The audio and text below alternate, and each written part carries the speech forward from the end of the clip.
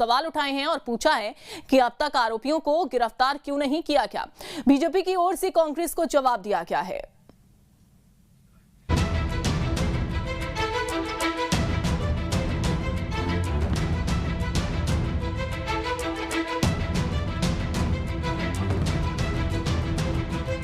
MP में पूर्व परिवहन कांस्टेबल सौरभ शर्मा केस में सियासत चरम पर है। कई दिनों तक शांत रहने वाली कांग्रेस ने एक बार फिर से इस मुद्दे को हवा दे दी है।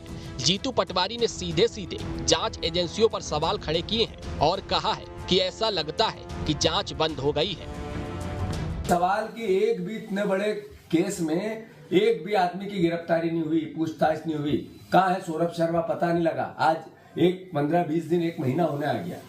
सौरभ शर्मा के 6 पन्नों में अगर 1300 करोड़ का हिसाब है तो बचे हुए 66 पन्नों में कितना है? मतलब ये लगभग, मैंने शुरू दिन कहा था, 20,000 करोड़ का गबन है।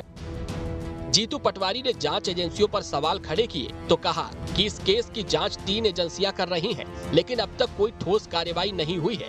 पटवारी ने कहा कि ना तो इस मामले में किसी की गिरफ्तारी हुई और ना ही किसी से पूछताछ की गई।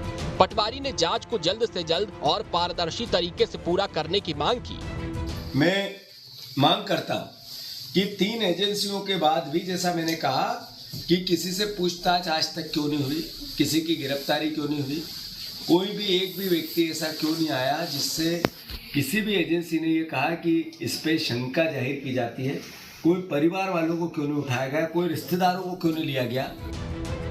पटवारी ने सौरभ शर्मा की डायरी का भी जिक्र किया और कहा कि 100 करोड़ रुपए की संपत्ति, 11 करोड़ रुपए कैश और 55 किलो सोना बरामद हुआ है। इस छापेमारी में एक डायरी का जिक्र हुआ था जिसे मैंने कई बार उठाया।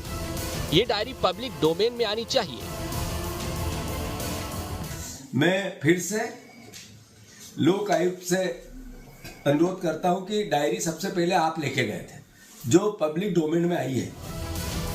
पटवारी की ओर से सवाल किए जाने पर बीजेपी की ओर से जवाब दिया गया है। बीजेपी नेताओं का कहना है कि एमपी सरकार जीरो टॉलरेंस पर काम करती है। अगर जांच एजेंसियों के खिलाफ पटवारी के पास कोई सबूत हो तो उसे वो पेश करे। मध्य प्रदेश में डॉक्टर मोहन यादव जी की सरकार भ्रष्टाचार के खिलाफ जीरो टॉलरेंस की नीति के तहत काम कर रही है। ये डॉक्टर मोहन यादव जी की सरकार की दृढ़ इच्छा शक्ति थी, जिस वजह से सौरभ शर्मा जैसा मामला सामने आया और अन्य भी मामलों में कार्रवाई हो रही है। कांग्रेस के नेता जांच को प्रभावित करने के लिए राजनीति कर रहे हैं, राजनीतिक बयानबाजी कर रहे हैं। अगर जीतू पटवारी के पास इस मामले में कोई प्रमाण है तो उन्हें जांच एजेंसियों को सौंपना चाहिए। साफ है, सरकार मामले में जांच की बात कह रही है, लेकिन कांग्रेस नेताओं को ऐसा लग रहा है कि जांच बंद हो गई है। बता दें कि भोपाल में एक कार से 52 किलो सोना और 11 करोड़ रुपए से ज्यादा का कैश मिला था। ये संपत्ति परिवहन विभाग के पूर्व कांस्टेबल सौरभ शर्मा की बताई जा रही है।